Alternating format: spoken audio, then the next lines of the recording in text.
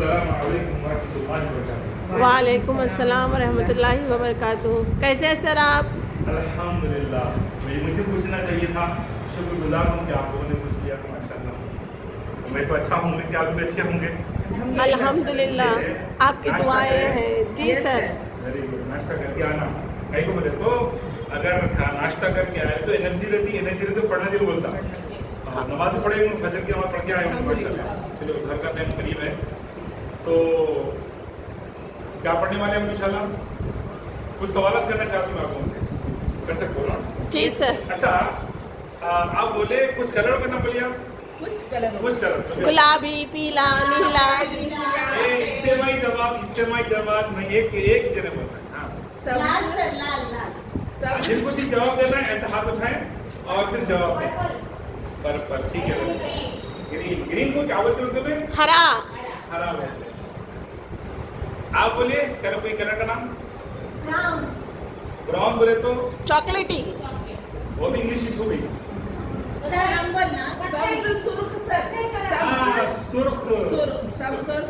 सब्ज और सुर्ख, ये कलरों के नाम हो गए, ठीक है ना।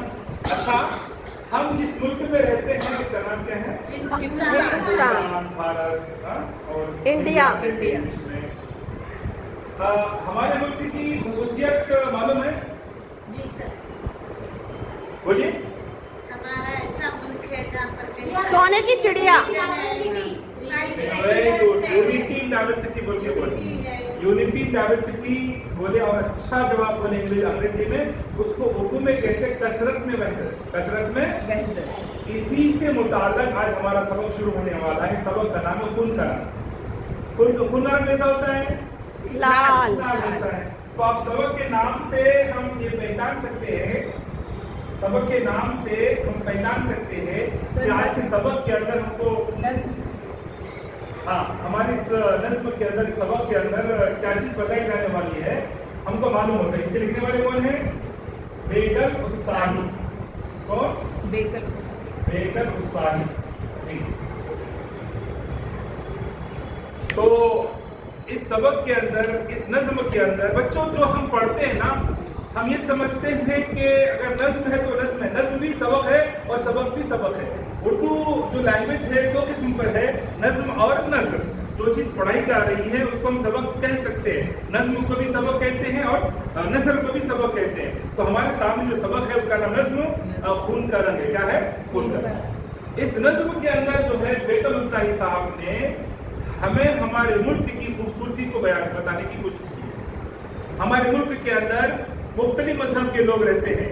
हिंदू रहते हैं, मुसलमान रहते हैं, सिख रहते हैं, ईसाई रहते हैं, बौद्ध रहते हैं, जैन रहते हैं और अधर्म लोग भी रहते हैं। इसकी खूबसूरती ये है कि सब यूनिट में इत्तेहाद से मुत्तफिक होकर मिलजुल के रहते हैं। इन्हीं तमाम चीज़ों को हमारे सामने इन्होंने ईद की शक्ल में पेश करने की कोशिश की है। किसकी शक्ल में? ईद की शक्ल। अब ईद किसे कहते हैं? जी, गजल की तरह ही ये गीत होता है। और गीत के अंदर जो है ना, ग़िनाई सिर्फ सुखन है, दाखिली और आपके सामने गीत है बेकल उत्साही का लिखा हुआ। और इस सबक के अंदर जिसकी आज बहुत ज़रूरत है, हम हिंदुस्तान के अंदर रहने वालों के लिए बहुत ज़रूरत है कि हम यूनिटी एंड डाइवर्सिटी को और क्या इत्तेहाद को, इत्तेफाक को, यूनिटी को अपने साथ में रहकर जीने की कोशिश करें। तो बच्चों, गीत जो है ना, ये गीत आपके सामने है। ये लिखने वाले शायर बेकल उत्साही का मुख्तसर से ताल्लुक आपके सामने है। इनका असल नाम जो है मोहम्मद शफी खान है। और अदबी नाम का मतलब होता है, यानी उन्होंने जो लिटरेचर लिखे, कलमी नाम, पेन नेम भी कहते हैं अंग्रेजी में, उनका नाम क्या है? बेकल उत्साही। 1928 को बलरामपुर उत्तर प्रदेश में पैदा हुए। शेर व शायरी का शौक कम उम्र में पैदा हो गया। उत्साही तखल्लुस का मतलब हौसलामंद। उनकी शायरी का मौजूद कौमी यकजहती। कौमी यकजहती का मतलब तमाम कौमें मिलजुल के रहना, शाना से शाना मिलाकर, कदम से कदम मिलाकर, ख्याल से ख्याल मिलाकर रहने को कौमी यकजहती कहते हैं। हुब्बुल वतनी का मतलब होता है वतन की मोहब्बत। वतन की मोहब्बत को अंग्रेजी में क्या कहते हैं आप? Nation love. पैट्रियाटिक होते जो सॉन्ग्स होते हैं ना, जो मोहब्बत से भरे हुए होते हैं, ये उसको हुब्बुल वतनी कहते हैं। भाईचारा, मिलजुल के रहना, हुब्बुल भाईचारा ब्रदरहुड कहते हैं। और सूफियाना फिक्र था उनका, यानी आखिरत की जो फिक्र होती है, अल्लाह की जो फिक्र होती है, ऐसे फिक्रों को क्या कहते हैं? सूफियाना। अदबी और कौमी खिदमात की वजह से 1976 यानी 1976 में पद्मश्री के अवार्ड से उनको नवाजा गया। बेकल उस्ताद का इंतकाल दिल्ली में 2016 में हो गया। वो दुनिया छोड़ के जा चुके हैं, मगर उनका गीत हमारे सामने है। जब तक ये दुनिया रहेगी उसका गीत उनको जिंदा रखेगा। किनको भाई? बेकल उस्ताद। डॉक्टर जोर ने कहा था ऐसे लोगों के बारे में कि मरकर भी मर ना पाएंगे जोर हम, मरकर भी मर ना पाएंगे जोर हम, दुनिया में कुछ ऐसा काम कर जाएंगे। तो उन्होंने हमारे सामने का गीत लिख करके अब आपके सामने अब किताब निकाल लो, सफा नंबर 135।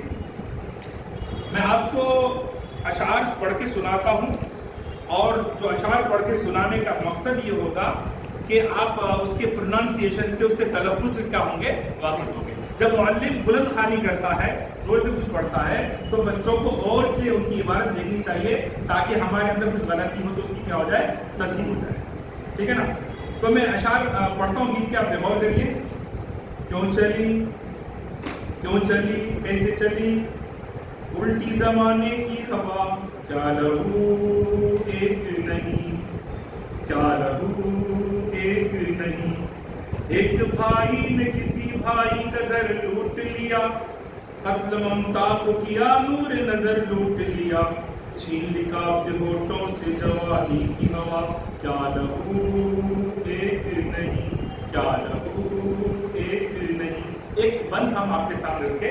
बच्चों, ये जो गीत होते हैं, इस गीत के अंदर जो है ना, इसके मौज़ूआत काफ़ी वुसअत और एक्सटेंडेड होते हैं। इसमें आम तौर से इश्क और मोहब्बत के मज़ामीन होते हैं, लेकिन दौरे जदीद के शुआरा ने, दौरे जदीद के क्या बोलते हैं, लिखने वाले लिखारियों ने, शायरों ने, अदीबों ने उसको एक्सटेंड किया है, उसको वसअत दी है। मतलब उसके अंदर क्या सियासी, समाजी, माशी, माशरती तमाम उन्वान को जगह दी गई है। सियासी यानी पॉलिटिकल चीज़ों को, समाजी यानी सोशल चीज़ों को, माशी यानी इकोनॉमिकल और फाइनेंस की चीज़ों को, माशरती यानी रहन सहन की चीज़ों को उसमें जगह दी गई। किसके अंदर? गीत के अंदर।